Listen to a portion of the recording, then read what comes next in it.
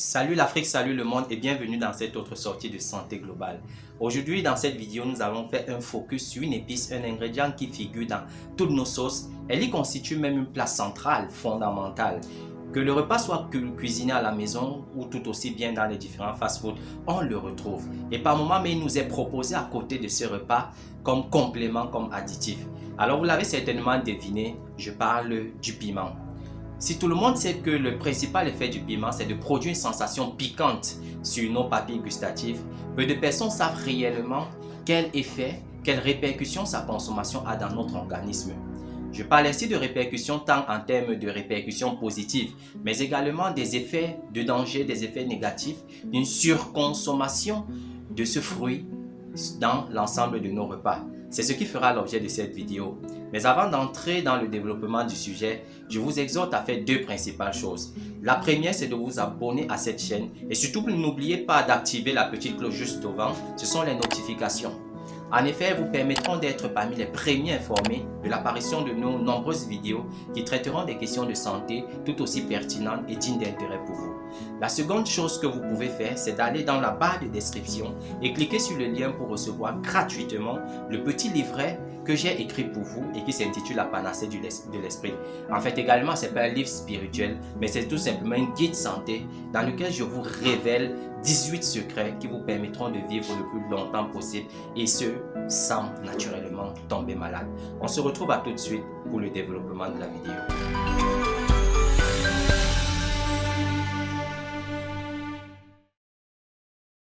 Le fruit que nous appelons le piment et qui est communément consommé, je le disais tantôt, est un fruit très riche en termes de constituants. Et pour comprendre ses effets dans l'organisme, il est important de revenir fondamentalement dans la biochimie de cette légumineuse pour en comprendre les constituants. De nombreuses recherches scientifiques aujourd'hui menées depuis les années 1902 par là ont mis en évidence, en exergue dans le piment deux principales substances appelées la pipérine et la capsaïne. La pipérine est cette substance notamment responsable du caractère piquant du piment. C'est lui qui lui donne sa texture piquante. Mais la capsaïne, quant à elle, a des effets au niveau de l'organisme. Et le premier effet de la capsaïne, notamment, c'est au niveau de l'obésité. En effet, grâce à la capsaïne, le piment serait un aliment qui permet de gérer le cholestérol dans le sang. Il permet, en des termes tout simples, de détruire les mauvaises graisses qui s'accumulent dans l'organisme, de les dissoudre et de permettre à l'organisme de les éliminer. En ce sens, le piment, grâce à la capsaïne, va permettre également de nettoyer les vaisseaux sanguins. Vous savez également chez des personnes qui souffrent souvent de crises cardiaques, qui font de l'AVC, notamment l'AVC ischémique, ces deux maladies sont dues notamment au dépôt de mauvaises graisses sur la paroi des vaisseaux sanguins. Ces mauvaises graisses qui se complexifient, bouche et obstrue progressivement la paroi de ces vaisseaux et empêche donc la circulation du sang. Et quand ça se passe au niveau dans les territoires du cerveau, ça vous donne ce qu'on appelle un accident vasculaire cérébral ou AVC. Quand ça se passe au niveau du cœur, on dit que vous avez fait un infarctus du myocarde, communément connu sous le nom de crise cardiaque. Alors le piment, grâce à la capsaïne qu'elle contient, permet donc de nettoyer ces mauvaises graisses de la surface et de la paroi des vaisseaux, permettant ainsi de nous prémunir contre ces différentes maladies. La capsaïne également joue un rôle immunomodulateur. Cela signifie que quoi? La capsaïne empêche les cellules normales de notre organisme de se transformer en cellules cancéreuses et de nous donner le cancer. Et pour celles qui se sont transformées, elle neutralise cette cellule, elle empêche de se développer et de donner de monstrueux et métastatiques cancers. C'est ainsi qu'aujourd'hui, de nombreuses recherches ont démontré que le piment, grâce à la capsaïne, jouait un rôle important dans la protection contre le cancer, notamment le cancer colorectal, communément entendu par là le cancer du gros intestin, mais également le cancer de la prostate. Mais également, c'est vrai que ça fait encore controverse dans les débats scientifiques. On pense également que le piment joue un rôle protecteur contre le cancer du pancréas. Alors, quel autre rôle pour la capsaïne? La capsaïne, au-delà de ces deux fonctions que je viens de citer, joue également un rôle au niveau de la protection. C'est un booster pour le système immunitaire. En ce sens, consommer régulièrement du piment nous prévient de beaucoup d'infections, notamment les infections bactériennes, qu'elles soient au niveau de la cavité buccale, que des voies respiratoires ou des voies urinaires. Donc, la capsaïne a un pouvoir antibactérien et également un pouvoir de lutte contre les cancers. Mais vous ne devez pas voir le piment juste contre un concentré ou bien un système qui contient la capsaïne. En effet, le piment également, c'est un tsunami en termes de vitamines et d'oligo-éléments. Le piment est très riche en vitamine A, en vitamine B6, en vitamine C, en vitamine E, en vitamine K et en vitamine PP. Et vous savez que les vitamines sont très importantes dans le fonctionnement de l'organisme parce qu'elles jouent un rôle au niveau des réactions qui permettent à l'organisme de rester toujours en santé.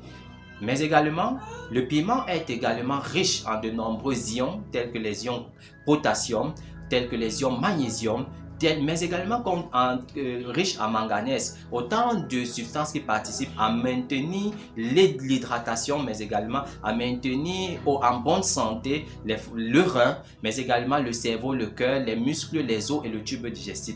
Vous comprenez donc par là que le piment est réellement une sorte de sauveteur. Au-delà de sa saveur piquante dans les repas, c'est également un ingrédient fondamental pour tous ceux qui ont à cœur le souci de préserver leur santé, de l'entretenir et de se prémunir au mieux contre l'apparition des maladies.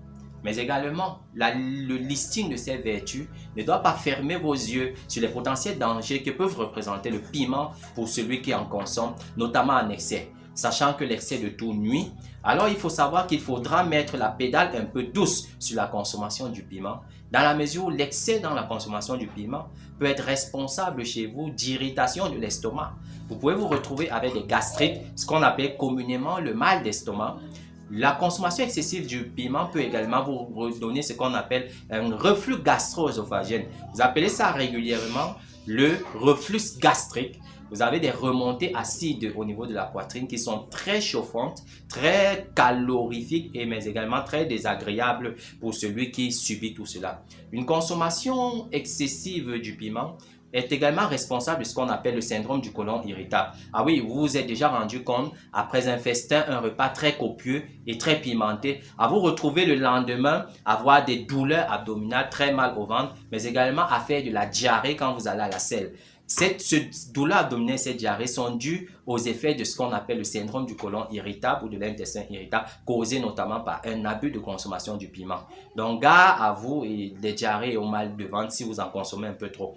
Et puis également, vous devez savoir que trop consommer du piment peut également exacerber un problème d'hémorroïdes. Si vous souffrez déjà d'hémorroïdes, il faudrait mettre un peu la pédale dessus le piment parce que sa consommation risquerait d'exacerber ce problème de santé-là. Alors, je vous ai livré quelques secrets et naturellement, je n'ai pas la prétention d'avoir la science infuse. Je ne fais que synthétiser les connaissances scientifiques modernes en la matière et vous livrer dans cette modeste vidéo. Alors, vos commentaires sont attendus. J'attends vos commentaires. Si vous avez des compléments d'informations, mais également des questions supplémentaires, des éléments que vous aimeriez savoir, mais également si vous n'êtes pas d'accord avec certaines parties du contenu de cette vidéo, je vous exhorte à le mettre dans les commentaires. Je vous invite également à liker la vidéo si elle vous a plu et à la partager massivement parce que Dieu sait combien de personnes consomment du piment et donc combien de personnes ont besoin d'avoir ces éléments de connaissance minimale au sujet de ce fruit, de cette épice-là